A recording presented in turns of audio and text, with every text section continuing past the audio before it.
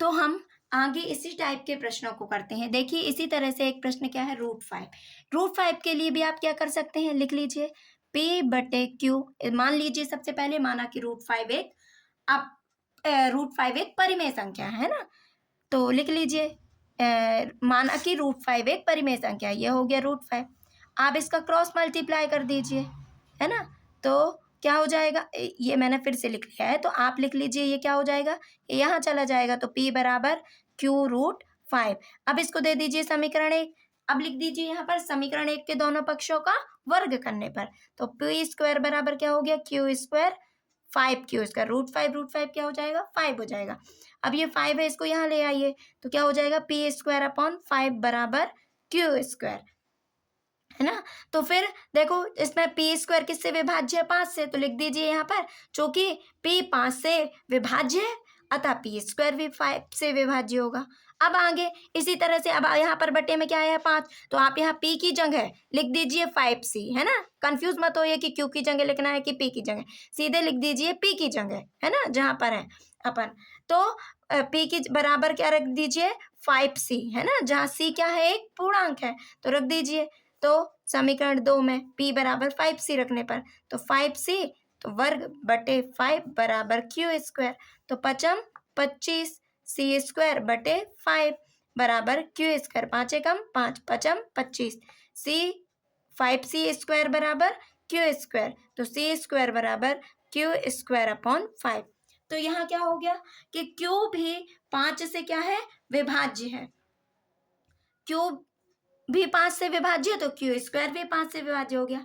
तो अब यहाँ पर भी क्या मिल गया, एक और अन्य उभयनिष्ठ गुणनखंड क्या मिल गया, एक के अलावा 5 नहीं मिलना था चूंकि, तो हमारी क्या उत्पन्न हो गया, विरोधाभास उत्पन्न हो गया। तो आप लिख दीजिए यहाँ पर कि P व Q में एक के अतिरिक्त अन्य उभयनिष्ठ गुणनखंड 5 है, जो कि यह हमारी त्रुटिपूर्ण इस स्थिति में क्या उत्पन्न हो गया, विरोधाभास उत्पन्न हो गया, है ना।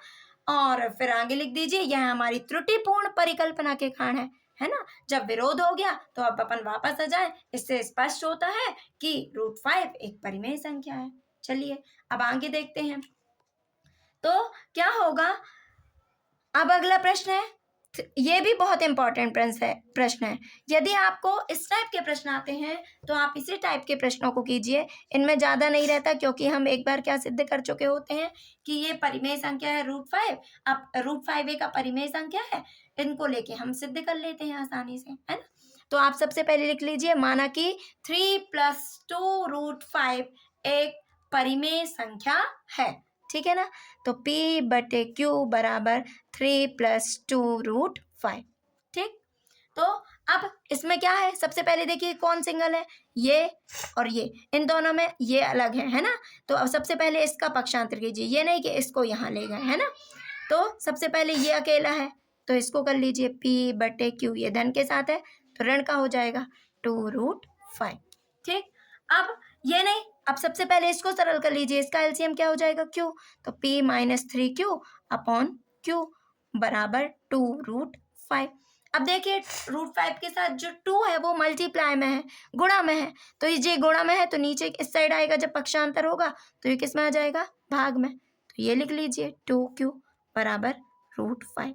अब देखिए चूंकि हमने क्या लिखा था, यहाँ पर लिख दीजिए, चूंकि P/Q एक परिमेय संख्या है तो हम जानते हैं, तो ये क्या हो जाएगा, P - 3Q/2Q भी क्या हो जाएगी, एक परिमेय संख्या हो जाएगी। लेकिन ये किसके बराबर है, √5 के बराबर है। तो क्या हो जाएगा कि √5 क्या है, एक अपरिमेय संख्या है, ये हम जानते हैं, है ना।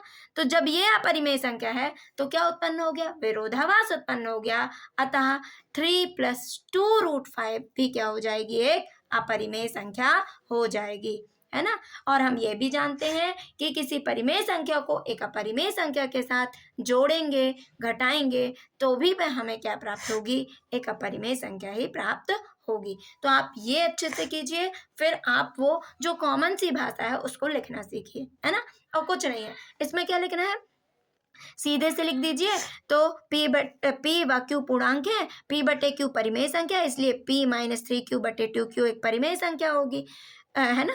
और जब ये परिमेय संख्या है तो 5 भी एक परिमेय संख्या होगी, किंतु हम जानते हैं कि √5 एक अपरिमेय संख्या है, तो ये भी क्या हो जाएगी ये भी अतः स्पष्ट हो जाएगा कि 3 + 2 √5 एक अपरिमेय संख्या है। यही सिद्ध करना था। इसी तरह से एक और प्रश्न ये आता है कि 7 √5 वाला इंपॉर्टेंट क्वेश्चन है। ये भी आपको पहले इनको सरल करते आना चाहिए, है ना। तो 7 √5 के लिए तो सबसे पहले लिख लीजिए, माना कि 7 √5 एक परिमेय संख्या है। फिर लिख लीजिए p/q बराबर 7 √5, जहाँ p q पूर्णांक है, जहाँ p q सहअभाज्य पूर्णांक है, q बराबर नहीं है 0 के। ये लिख लीजिए, इतना तो आता है ना। अब यहाँ पर ये क्या है, ये गुणा में है, तो यहाँ पर इसको ले आइए भाग में, तो क्या हो गया 7q√5, है ना। इतना तो आप कर सकते हैं, है ना, इतना सीख लीजिए। तो फिर क्या हो जाएगा, लिख दीजिए, चूंकि p/q एक परिमेय संख्या है तो p/7q भी एक क्या होगी, परिमेय संख्या होगी। इसी प्रकार से √5 भी क्या हो जाएगी, एक परिमेय संख्या हो जाएगी। किंतु हम ये पहले सिद्ध हम जानते हैं कि √5 क्या है, एक अपरिमेय संख्या है, इसलिए 7 क्या उत्पन्न हो गया, इसलिए इस यह विरोधाभास हमारी त्रुटिपूर्ण परिकल्पना के कारण है, अतः 7 √5 भी क्या हो जाएगी, एक अपरिमेय संख्या हो जाएगी। यही सिद्ध करना था। आगे के प्रश्नों को आप सॉल्व कर देखिए, बहुत सरल है। यदि आप इन प्रश्नों को तैयारी कर लेते हैं तो आप परीक्षा में बहुत अच्छे अंक ले आएंगे। Thank you for watching.